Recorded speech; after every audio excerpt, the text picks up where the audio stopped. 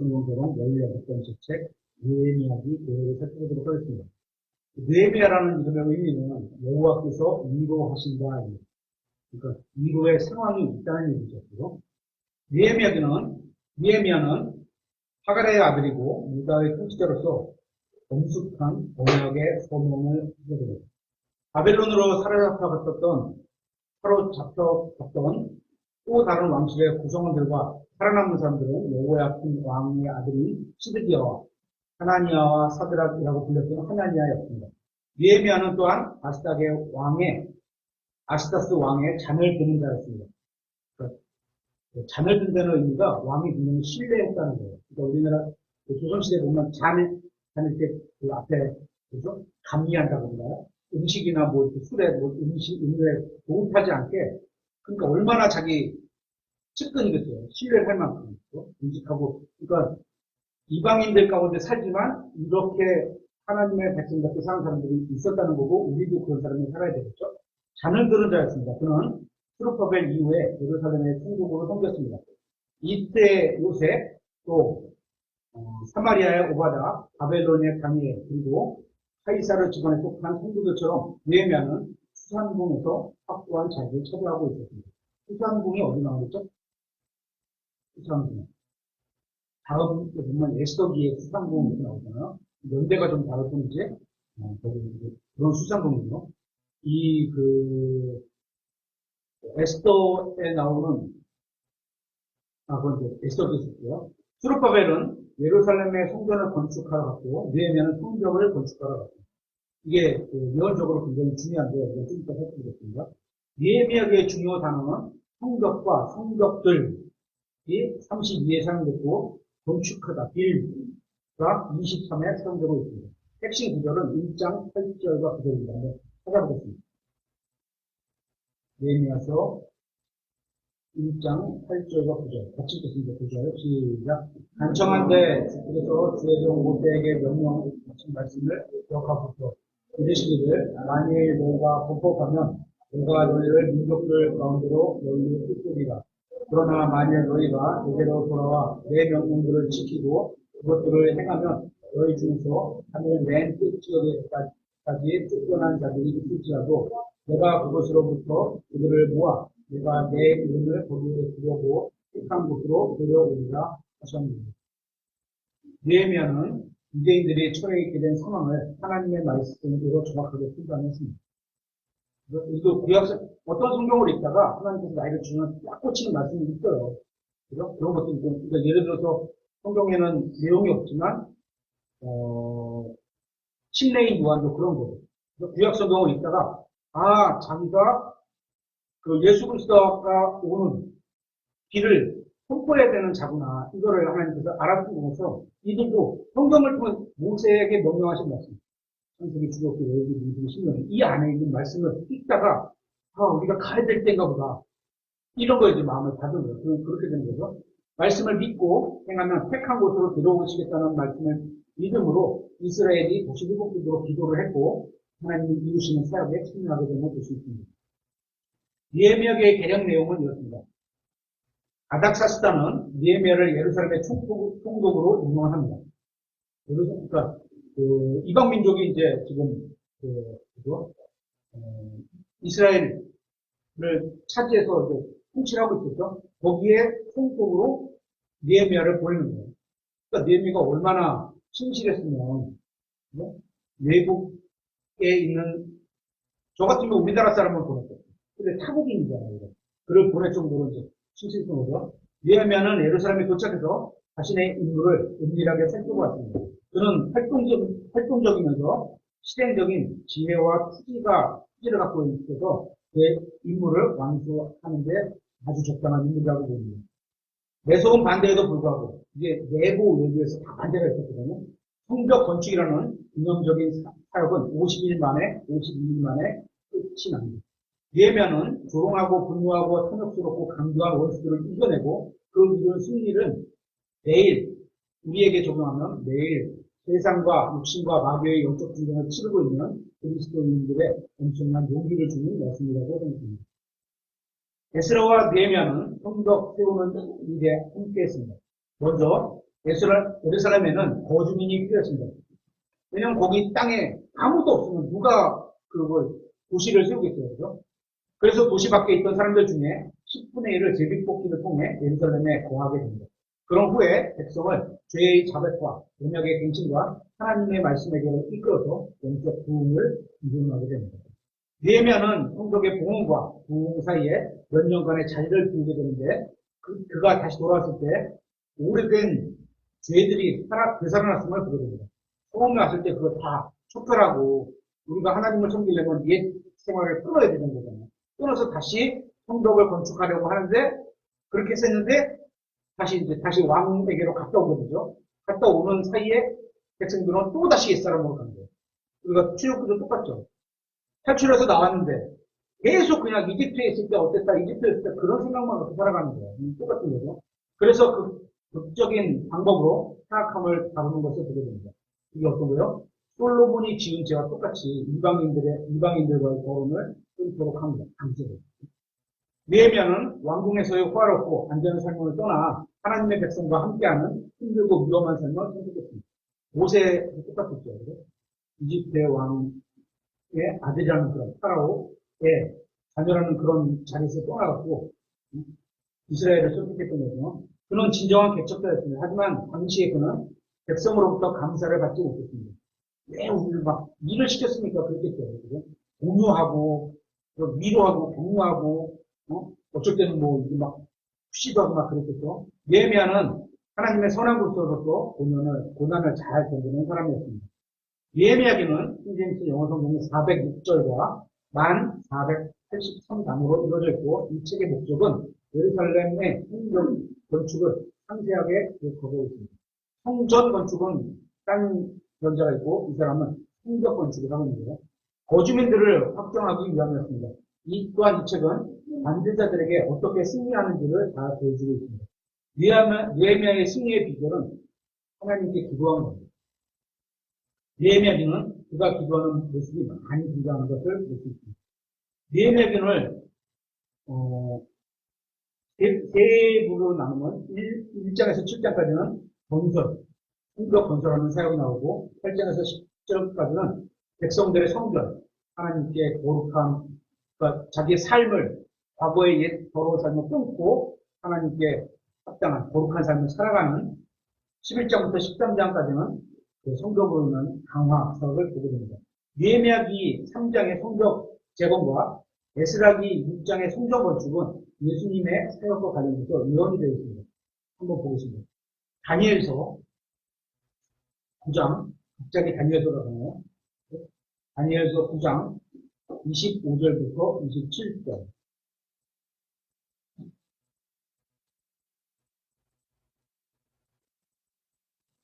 다니엘서 계시록이 좀 어렵다고 하는 이유가 이런 거죠. 막 여기저기 구약성경에 따라다녀야 되니까. 다니엘서 9장 25절에서 27절. 그러므로 알고 깨달을지어다. 즉 예루살렘을 회복하고 건축하라는 명령이 나아가는 때로부터 여기가 이제 예루살렘을 회복하고 건축하라는 명령이 나아가는 때로부터 여기가 에스라기 6장의 성전 건축이 나오고 느헤미야 2장 3장의 성벽 건축이 나와요. 그때로부터 이렇게 된 거예요. 통치자 메시아가 올 때까지 7이레와 62이레가 있을 것이며 통치자 메시아가 오는 것은 재림에 대한 거예요. 재림에 대한 거예요. 처음에는 그러니까 왕으로서 오시죠. 통치자니까. 근데 이제 그때는 초림사역에서는 이 사역이 거부되고 저는 재림사역으로 온 거잖아요. 이래가 있을 때까지 62이래가 있을 것이며 참으로 고난의 때와 거리와 성벽이 다시 건축되고 62이래 뒤에 메시아가 끊어질 것이며 62이래 뒤에 그러면 전체가 71회로 되어 있는데 7이래와 62이래를 더하면 69이래가 69이래가 끝에 메시아가 끊어질 것이나 이렇게 있잖아요. 십자가에서 돌아가시는 사건이 69이래까지 가는 거예요. 그러니까 역사 연구가들은 이걸 몇 년도다 그래서 몇 년이고 뭐 이렇게 계속 하는데 계산할 필요가 없어요. 그죠? 62이래가 끝나는 게 예수님이 십자가에서 돌아가시는 게 끝이야. 69이래가 끝난 거예요. 그 앞에 뭐 몇 년 따질 게 없어요. 왜냐면 그렇게 따지면 우리가 지금 역사의 연대기하고 이게 연속적으로 계속 되고 달력도 그렇고 연결이 돼야 되는데 맞출 수가 없어. 그걸 맞추려고 계산하는 순간 이상한 게 껴들어. 확정하기도 어려워. 그죠? 어쨌거나 성경은 간단해요.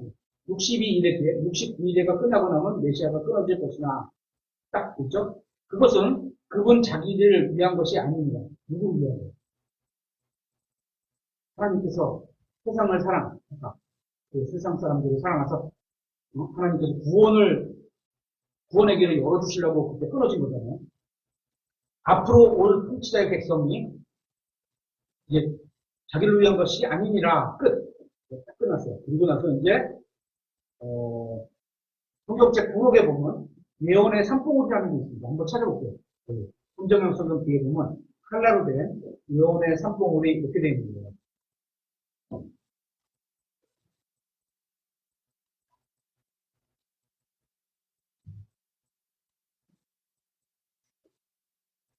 페이지 수가 조금씩 달라가지고 이렇습니다. 예언의 산봉우리 이렇게 되어 있습니다. 그래서 맨 왼쪽에 보면 구약시대 대언자들이 본 것 이렇게 딱 되어 있잖아요.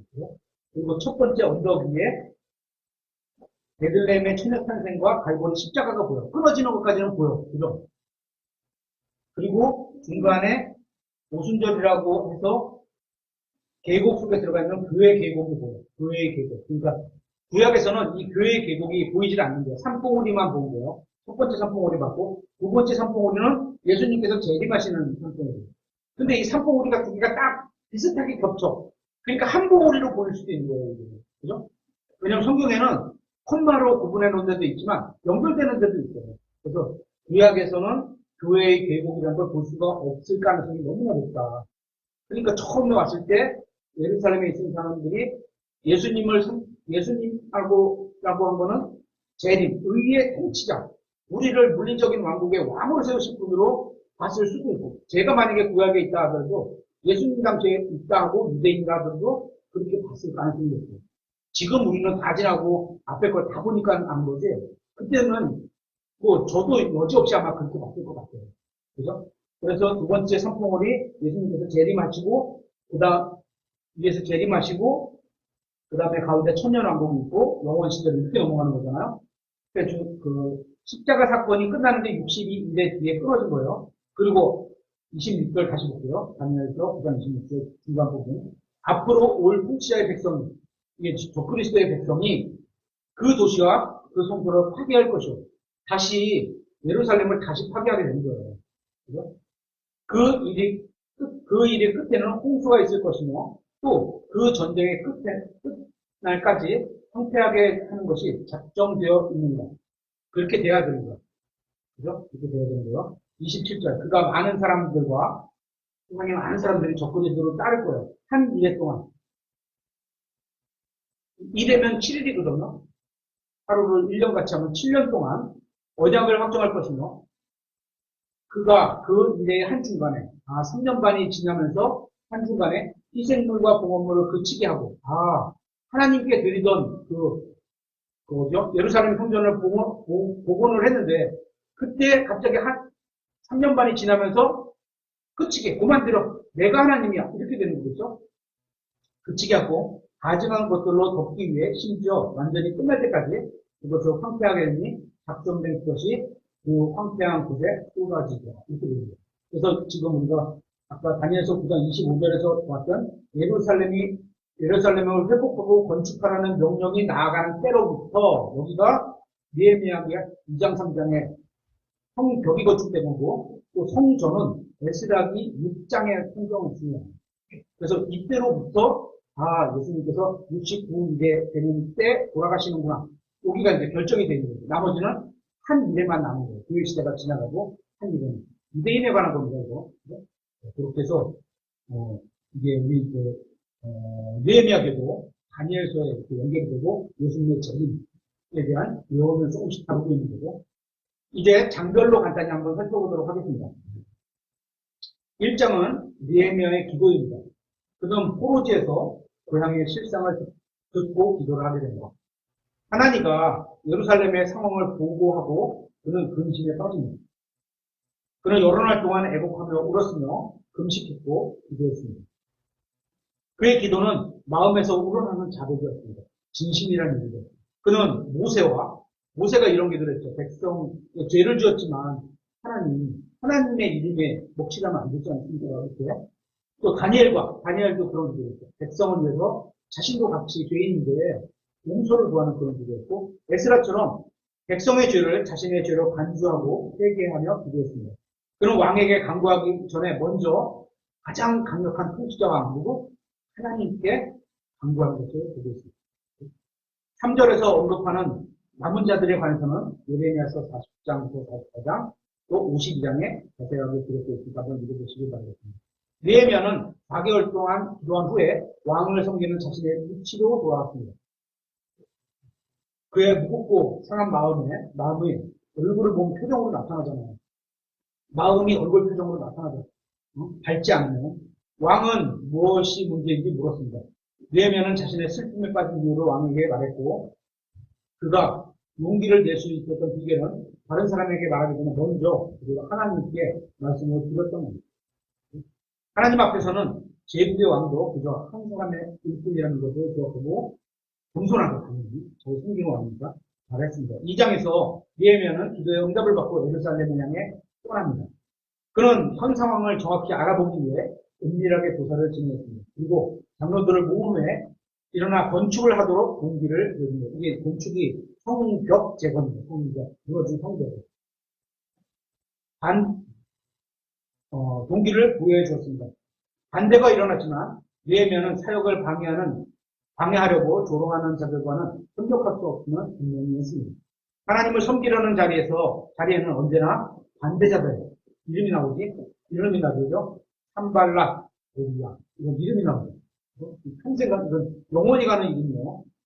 있음을 명심해야 합니다. 그들은 느헤미야가 유대인들의 번영을 추구한다는 이유로 그들을 향한 쓴뿌리를 가지기 시작합니다. 에스라와 느헤미야가 동시대의 인물임을 보여주는 그들이 2장 15절에서 16절입니다. 만일 에스라가 예루살렘으로 이미 와 있었다면 느헤미야와 협력할 다른 사람들도 있었다고 보는 게 일반적입니다. 느헤미야의 사역을 방해하는 일이 6가지로 드러납니다.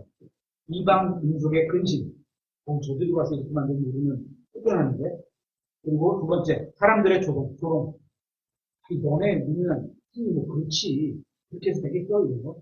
세 번째, 유대인들이 다시 일어남에 대한 진노와 분노. 이방인들은 다 이렇습니다. 네 번째, 예루살렘과 싸움. 다섯 번째, 성벽 건축을 못하도록 부활하게 꾸립니다. 그리고 여섯 번째, 세상의 칼비 되어옵니다. 3장은 대문에 초점을 맞춰 성벽을 묘사하고 있습니다. 10개의 대문에 각 이름에는 각각 상징하는 것이 있습니다. 첫 번째, 양의 문. 이것은 십자가 위에서 예수 그리스도의 하신 희생을 보여줍니다. 이 문이 가장 먼저 언급되고 나서 다른 문들이 언급되는 걸 볼 수 있습니다. 이 문에는 자물쇠나 빗장이 없었습니다. 예수 그리스도의 구원의 문은 항상 열려있기 때문으로 보입니다. 이 문은 유일하게 거룩히 구별된 문입니다. 두 번째, 물고기 문. 이것은 예수님이 사람을 낚는 어부로 제자들을 부르시는 장면을 생각하게 합니다. 그래서 복음 전도를 의미한다고 봅니다. 세 번째, 옛문. 이 문은 세상이 새로운 것들을 쳐다보는 동안에 하나님의 말씀에 진리인 우리 옛문, 옛것, 그런 걸 추구하잖아요. 진리의 말씀에 관한 것에 관련이 있다고 봅니다. 네 번째, 골짜기 문. 이 문은 주님 앞에서 겸손해야 함을 말해주고 있습니다. 낮아지고 깊어지는 거죠. 다섯 번째, 거름문. 영어로 똥문이에요. 똥도어겠죠. 이 문을 통해 쓰레기가 나가기 때문에 이 문은 깨끗함에 관해서 말하고 있습니다. 여섯 번째, 샘문. 이 문은 성령님의 사역을 상징적으로 보여줍니다. 역시 순서가 중요합니다. 먼저 깨끗하게 한 후에 거름문을 통해서 나쁜 게 다 더러워지게 나가고 난 다음에 샘문, 깨끗하게 해주시면 됩니다. 일곱 번째, 물문. 이 문은 깨끗하게 하는 말씀의 능력을 보여줍니다. 이 문은 일곱 번째 문으로 우리 성경 진짜 오래됐죠? 성경이 나타나는 그 숫자에 대한 의미를 연구하신 거 있었잖아요. 굉장히 오래된 문인데, 말씀의 완전성을 상징적으로 보여줍니다. 여덟 번째, 포스입니다. 이 문은 전쟁에 관한 문입니다. 아홉 번째, 동쪽 문. 이 문은 주님의 재림을 생각나게 하는 문입니다. 성막의 출입구가 어디에 있었죠? 동쪽에 있었습니다. 정리가 되는 거고. 그러니까 성경을 읽다가 다른데 이렇게 연결되는 것들이 이렇게 착착착착 붙어야 돼요. 그래서 한 구절 갖고 너무 거기에 몰입하면 해석이 틀릴 가능성이 있어요. 맞을 때도 있지만 틀릴 가능성이 있어요. 열 번째, 밑간문. 이 문은 추후의 심판과 관련 있는 내용입니다. 3장에서 대제사장 엘리야십은 물질적인 일에는 성실한 사람이었지만, 겉으로 보여지는 막 이런 것들은 성실한 사람이었지만, 영적인 일은, 마음으로는 부주의한 사람이었습니다.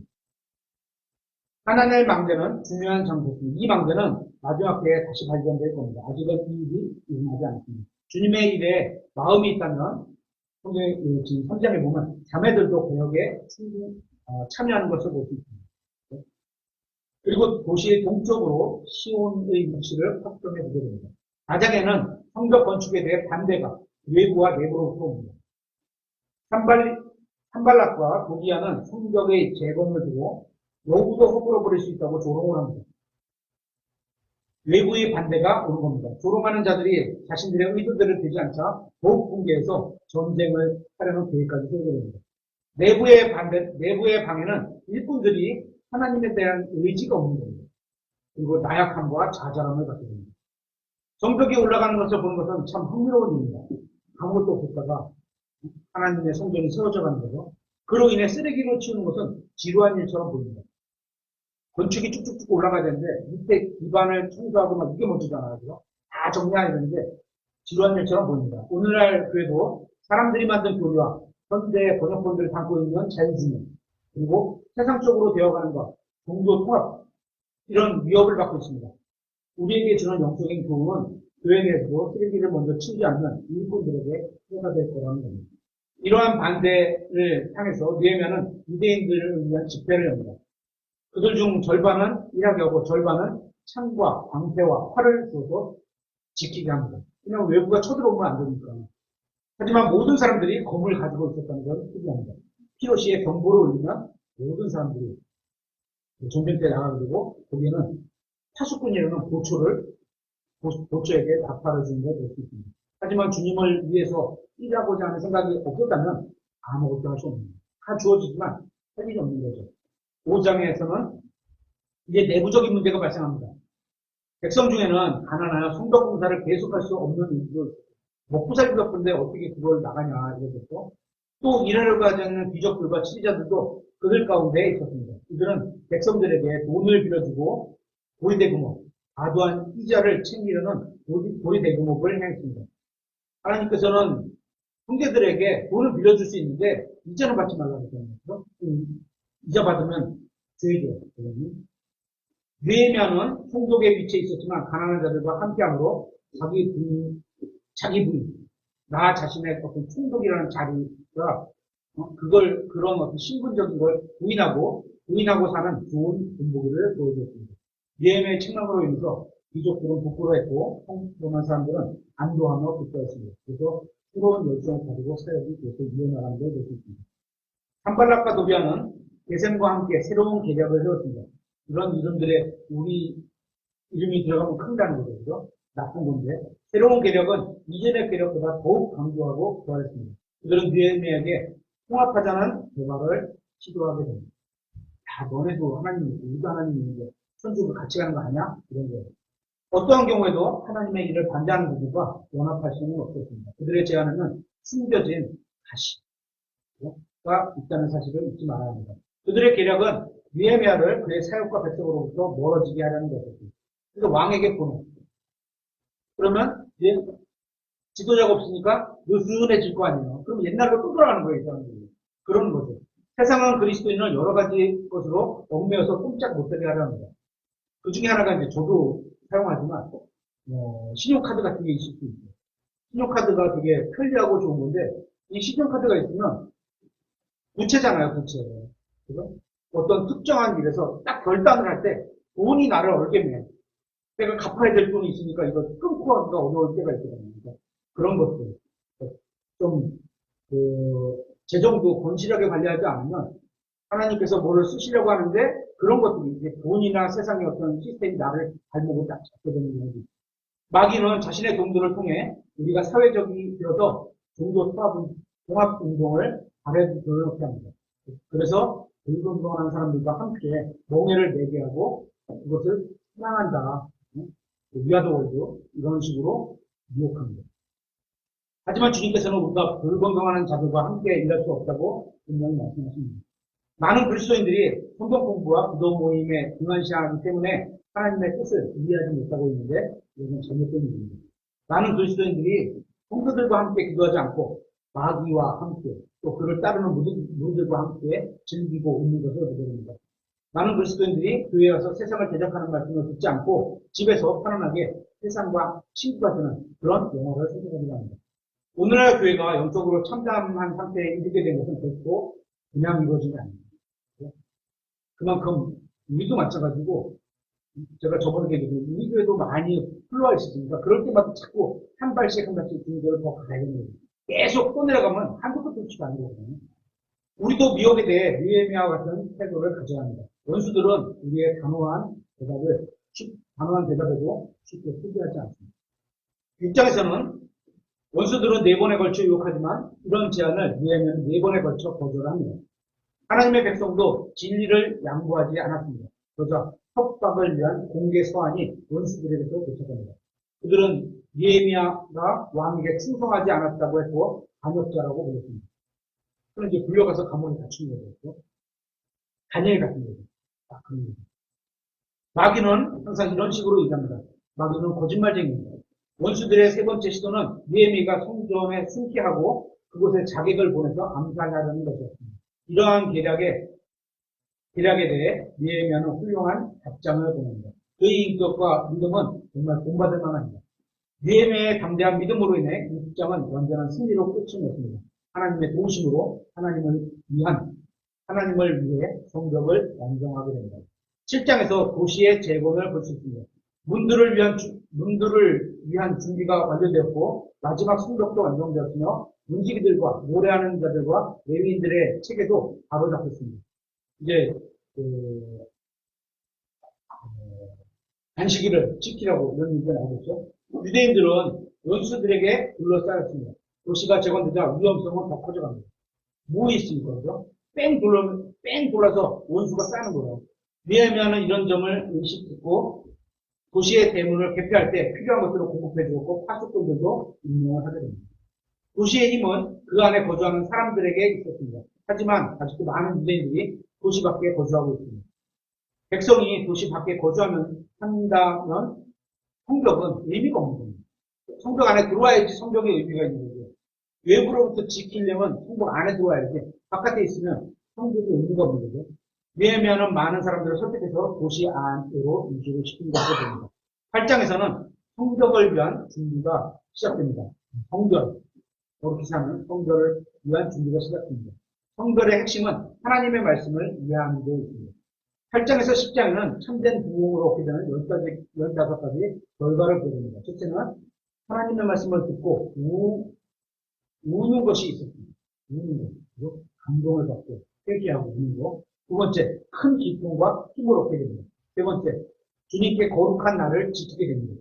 네 번째, 감정을 조절하게 됩니다. 다섯 번째, 걱정과 슬픔으로부터 구원을 받습니다.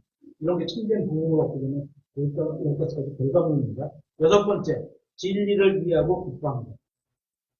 일곱 번째, 진리를 더욱 알아보고자 하는 열망이 있게 됩니다. 여덟 번째, 하나님의 말씀대로 행합니다. 아홉 번째, 날마다 진리를 찾습니다. 열 번째, 기도와 금식이 있습니다. 11번째, 악으로부터 성결을 합니다. 12번째, 자백이 있습니다. 13번째, 참된 경배와 찬양이 있습니다. 14번째, 하나님께 소원을 하고 15번째, 하나님의 사역을 재정적으로 지원하고는 마음이 생깁니다. 우리 교회가 아니고 이 시대의 교회에서 똑같이 영적의 부흥의 어떤 결과를 볼 수 있는 것들이죠. 이게 있어서 그거다. 이게 아니고 이게 자연스럽게 생긴 결과로 부흥이 나면 이런 모습이 있을 거다. 그리고 엄숙한 집회가 열렸고 명절 후에 짧은 간격이 있었으며 크게 낮아지고 겸손하는 날을 보냈습니다.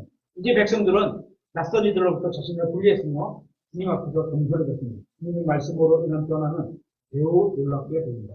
9장에는 레위인들이 명한 대로 백성은 두 번째로 회개한 후에 기뻐했습니다. 이어서 하나님의 위대하심과 은혜를 찬양하는 영광스러운 노래를 불렀습니다.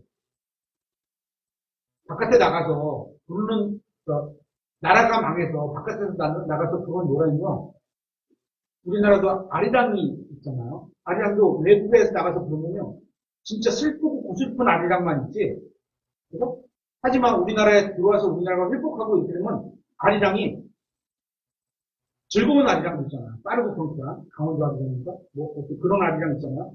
굉장히 빠른 아리랑 이런 것이 있는 거예요. 그러니까 그 노래가 그들의 삶의 어떤 분위기를 보여줄 수 있는 거죠. 영광스러운 노래를 부른 것을 볼 수 있습니다. 백성은 진심으로 하나님과 언약을 맺을 준비가 되었습니다. 10장에서는 언약을 맺음과 그 언약에 소명한 사람들의 이름이 기록되어 있습니다. 느헤미야부터 시작해서 레위인들, 제사장들, 문지기들, 노래하는 자들, 그리고 회중 전체의 순서로 자신을 주님께로부터 분리하겠다고 언약에 거명을 하는 걸 볼 수 있습니다. 이 언약은 7가지로 이루어집니다. 첫째, 분리하겠다는 어떤 모양이죠. 이교도와 결혼하지 않는 것. 계속 그런 얘기 하는 거죠. 믿지 않는 자들과 공평하게 몽해를 맺지 말라. 두 번째, 안식일을 지키는 것. 유대인들입니다. 세 번째, 안식년을 지키는 것.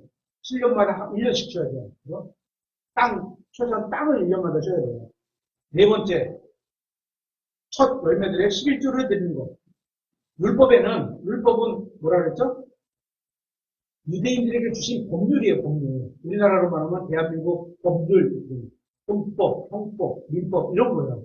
이게 유대인들에게 하나님이 주신 법률이에요. 근데, 그러니까, 이 유대인들에게 주신 11조는 세금과 같은 거예요, 세금. 우리는 그런 세금으로 드리는 게 아닌데, 이들은 세금과 같은 걸로 드리는 거예요. 다섯 번째, 성전 재단에 목재를 제공하는 것. 여섯 번째, 제사장들과 레위인들에게 급여를 지급하는 것. 일곱 번째, 하나님의 집에 대해 신실하게 행하는 것입니다. 이거를 7가지의 언약을 지키겠습니다 하고 서명하는 거예요. 7장 5절부터 10장 35절까지는 내용이 삽입된 내용으로 보입니다. 그러니까 느헤미야에게는 사건이 연대기 순으로 기록되어 있지 않다고 보는 겁니다. 11장에는 유대인들을 성읍에서 살도록 하는 것은 하나님의 영광을 위해 필수적인 것이라고 되어 있습니다. 지도자들은 성 안에 살고 있었는데 백성들은 그들과 함께 살고자 해서 제비를 뽑아서 성 안으로 3044명이 이동하게 됩니다. 이것이 남자의 10%라고 써있거든요. 그러면 대략 남자가 3만 명이고 그러면 여성과 아이들 하면 6만 명, 7만 명 이렇게 되겠죠. 그 땅에 남은 자들이 얼마 안 되는 것을 알 수 있습니다. 유대인들은 포로 생활하는 동안 노래를 부르지 않았는데 가서 아까 그랬잖아요. 불러봐야 구슬픈 아리랑만 부르는 거예요. 그죠? 힘만을 갖고 막 힘내고 이런 게 아니에요. 그죠? 그런데 이들은 그들의 힘이 되시는 주님의 노래를 기쁨으로 부르는 것을 볼 수 있습니다. 12장에는 성벽을 봉헌하기 위해서는 깨끗한 손과 순결한 마음이 필요한 것을 말씀하고 있습니다. 먼저 노래하는 자들이 하나님을 찬양하고 후에 율법을 낭독하고 하나님의 백성과 섞인 무리들을 분리했습니다. 개혁자들은 끊임없이 백성이 하나님 앞에서 자신들의 위치를 상기하도록 했습니다. 너네는 참된 신의 백성이다. 하나님께서 너희를 선택하신 내 백성이다. 그렇게 살면 안 된다. 그렇죠? 13장에는 느헤미야는 왕에게 갔다가 다시 예루살렘으로 돌아와 권리를 남용한 자들을 찾아냈습니다.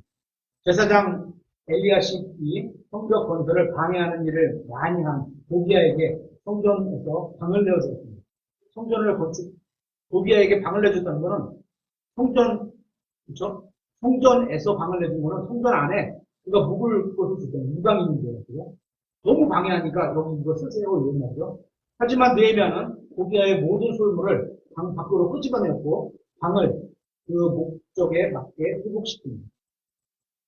안식일이 범해졌고 이 범죄는 즉시 중단되었습니다. 느헤미야가 가장 열심히 내서 바로잡은 죄는 백성이 이방인 아내에게로 돌아간 것이었습니다.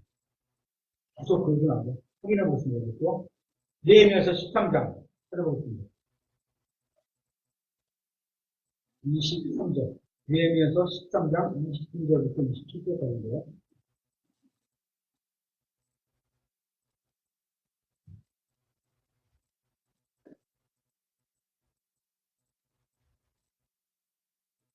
거기 나오는데 느헤미야가 가장 열심을 해서 바로잡은 죄는 백성이 이방인 아내에게로 돌아가는 것.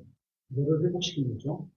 23절. 그 당시에 또한 내가 아스돗과 암몬과 모압의 아내들과 결혼한 유대인들을 보았는데 이방 민족의 아내들과 결혼한 거요.